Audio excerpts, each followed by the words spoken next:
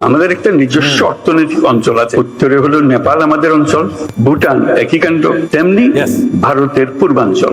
নেপালের যে অবস্থা, ভুটানের যে অবস্থা। গত বছরের অগাস্ট থেকে অশান্ত বাংলাদেশ।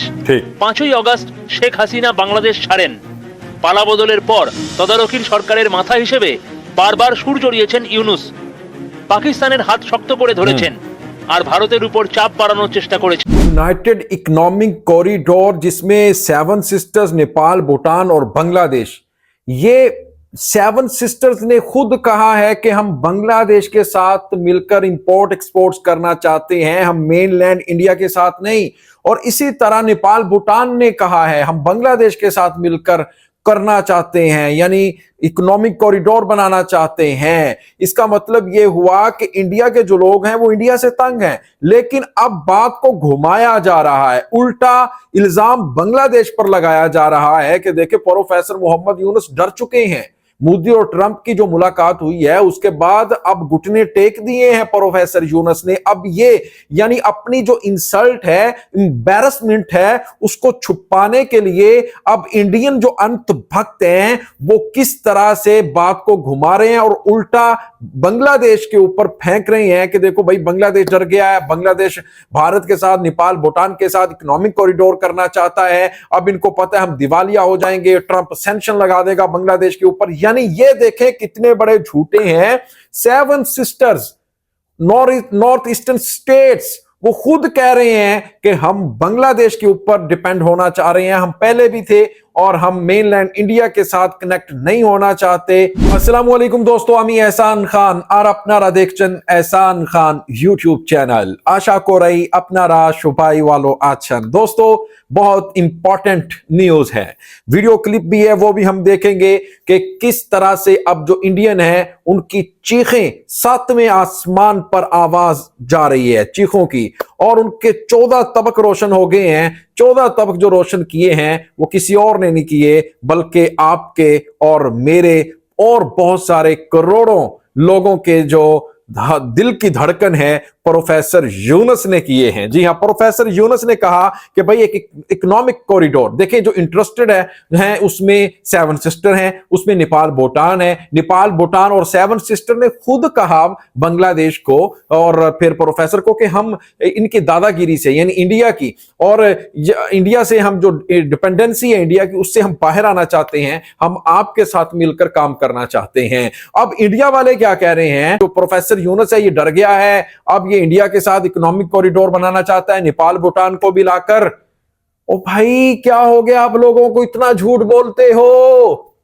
ओ भाई 7 सिस्टर वाले कह रहे हैं कि हम चिटागोंग, मंगला पोर्ट का इस्तेमाल करना चाहते हैं, हम कलकत्ता वाली साइड से नहीं इंपोर्ट एक्सपोर्ट करना चाहते।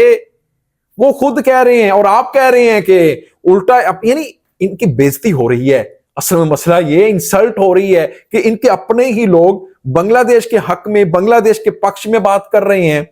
ये है असल में मसला। और फिर कह रहे हैं देखिए इनका जो तौहीद हुसैन है, फॉरेन एडवाइजर है, उन्होंने जयशंकर के साथ एक मुलाकात की है इंडियन ओशन कॉन्फ्रेंस में मस्कत में, और वो कह रहे हैं कि वहां पर जाकर वो कह रहे हैं कि भाई आए, हम आपके साथ मिलकर अच्छे ताल्लुकात बनाना चाहते हैं। देखिए कितना झूठ बोलते हैं।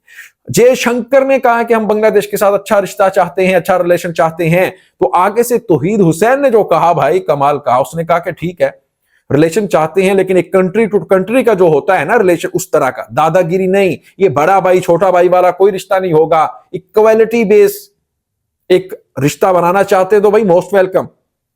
फिर घसीटा है, जी हां, जयशंकर को तौहीद साहब ने घसीटा है। वो एक बिमिस्टिक एक ये कॉन्फ्रेंस थी जिसमें इंडिया की एक छोटी सार्क कह लें इसको यार, ये बिमिस्टिक क्या है, ये कॉन्फ्रेंस है, एक ग्रुप है जिसमें आपको बताएं कि श्रीलंका है, इसमें नेपाल, भूटान है, मलेशिया, थाईलैंड है, इंडिया खुद है, फिर बांग्लादेश।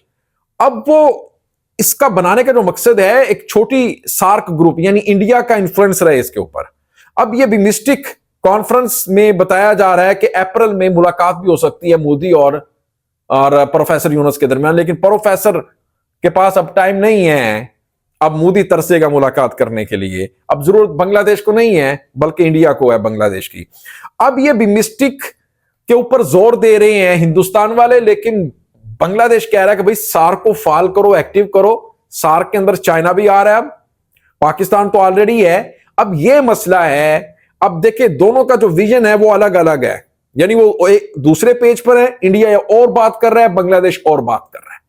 अब ये जो झटका दिया है बांग्लादेश ने, ये इससे संभल नहीं पा रहे दोस्तों। बात लंबी हो गई है, वीडियो भी देखनी है, फिर हम इसके ऊपर बात करेंगे। आइए पहले वीडियो देख लेते हैं ये क्या कह रहे हैं। 3, 2, 1 एंड চাপে পড়ে মোহাম্মদ ইউনূসের সুর নরম। মোদিকে ট্রাম্পের সমর্থনের পরই ইউটার্ন, ঘুরিয়ে প্রশংসা করলেন ভারতের। এখন তিনি বলছেন পদ্মা পারে দুপাশে দুই মহাশক্তিশালী দেশ ভারত চীন দ্রুত গতিতে এগোলে পিছিয়ে থাকবে না বাংলাদেশও।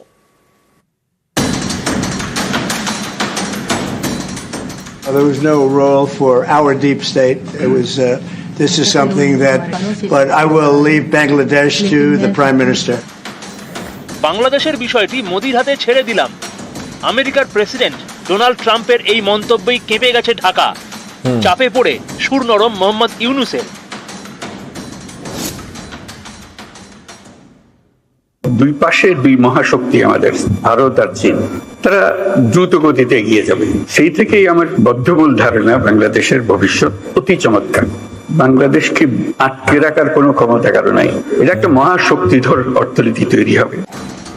মোদির পাশে ট্রাম্প, এতে বেজায় চাপে ইউনূস। রক্তচাপ এমনই বেড়ে গিয়েছে যে এখন তিনি ভারতের সঙ্গে বাণিজ্য করার কথাও ভাবছেন। আমাদের একটা নিজস্ব অর্থনৈতিক অঞ্চল আছে, উত্তরে হলো নেপাল আমাদের অঞ্চল, ভুটান একই কাণ্ড, তেমনি ভারতের পূর্বাঞ্চল। নেপালের যে অবস্থা, ভুটানের যে অবস্থা, ভারতের 7 সিস্টারের একই অবস্থা। তার সঙ্গে আমরা যোগ দিই একসঙ্গে এই অর্থনৈতিক অঞ্চল। আমাদের যে সমুদ্র বন্দর, তাদের মাল আনা নেওয়া করবে, তাদের অর্থনীতি আমাদের অর্থনীতি একসঙ্গে জাগবে। এই প্রক্রিয়াকে জোরদার করা, যাতে করে আমরা এই অর্থনৈতিক অঞ্চল গড়ে তুলতে পারি। ইউনূস সরকার এমনই চাপে যে এখন তারা ভারতের সঙ্গে বৈঠকেও বসছে। রবিবার ওমানের মাসকাটে বিদেশমন্ত্রী এস জয়শঙ্করের সঙ্গে বৈঠক করেন বাংলাদেশের বিদেশ মন্ত্রকের উপদেষ্টা তৌহিদ হোসেন।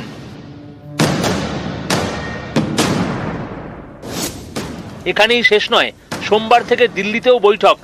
বিএসএফ এর সঙ্গে বৈঠকে বিজিবি। গত বছরের অগাস্ট থেকে অশান্ত বাংলাদেশ। 5ই অগাস্ট শেখ হাসিনা বাংলাদেশ ছাড়েন। পালাবদলের পর তদারকির সরকারের মাথা হিসেবে বারবার সুর চড়িয়েছেন ইউনূস। পাকিস্তানের হাত শক্ত করে ধরেছেন আর ভারতের উপর চাপ বাড়ানোর চেষ্টা করেছেন। She fled the country. She's in India. We sent notice to India that she should be.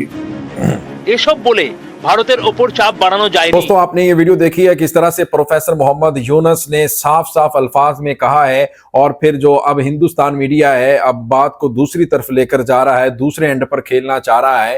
लेकिन भाई इसमें तो जो 7 सिस्टर स्टेट्स हैं, फिर नेपाल भूटान है, वो तो बांग्लादेश के साथ मिलकर एक इकोनॉमिक कॉरिडोर के ऊपर काम करना चाहते हैं, आपस में इंपोर्ट एक्सपोर्ट करना चाहते हैं, ना कि वो मेनलैंड इंडिया यानी 7 सिस्टर स्टेट्स भी इंडिया के हिस्सा है ना भाई वो, लेकिन मेनलैंड इंडिया से वो कह रहे हैं कि भाई हम नहीं मिलकर काम करना चाहते, हमें जो विश्वास प्रोफेसर यूनुस के ऊपर बांग्लादेश के ऊपर है वो हमें मोदी के ऊपर मेनलैंड इंडिया के ऊपर नहीं है। असल में ये है इशू, ये अब बेइज्जती हो रही है इनकी, बहुत ही ज्यादा इंसल्ट हो रही है दुनिया भर में। अब इसको छुपाने के लिए उल्टा बांग्लादेश को कह रहे हैं कि देखो बांग्लादेश डर गया है, अब बांग्लादेश के ऊपर अब सैंक्शंस लग जाएंगी क्योंकि ट्रंप आ गए हैं, इसीलिए अब जो प्रोफेसर है इंडिया को, भूटान को, बांग्लादेश को आपस में मिलाकर एक यूनाइटेड इकोनॉमिक कॉरिडोर बनाना चाहते हैं।